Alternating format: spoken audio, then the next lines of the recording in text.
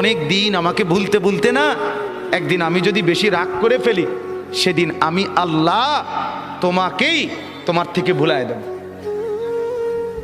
সেদিন তুমি আত্মভোলা হয়ে যাবা। তোমার আর মনে হবে না তুমি মানুষ, তোমার আর মনে থাকবে না তুমি মুসলমান, তোমার আর কোনোদিন মনে হবে না তুমি মরবা, কবরে যাইবা, প্রশ্ন করবে, কবরে আযাব হবে, আখেরাতে উঠতে হবে, আমলনামা হাতে দিবে, মিজানের পাল্লায় মাপা হবে, আমি আল্লাহর সামনে মুখোমুখি হইতে হবে, ফুলসেরাত পার হইতে হবে, জান্নাত কিংবা জাহান্নামে যেতে হবে। এই কথাটাই, এই চ্যাপ্টারটাই তুমি ভুলে যাবে, এটাই মনে থাকবে। হাজারো নাফরমানের জিন্দিগি এমন, হাজারো পাপীর জিন্দিগি এমন। দিবা রাত্রির 24 ঘন্টা, সপ্তাহ যায়, বছর যায়, দিন যায়, মাস যায়, তার কোনোদিন মনেও হয় না আমার আখিরাত আছে।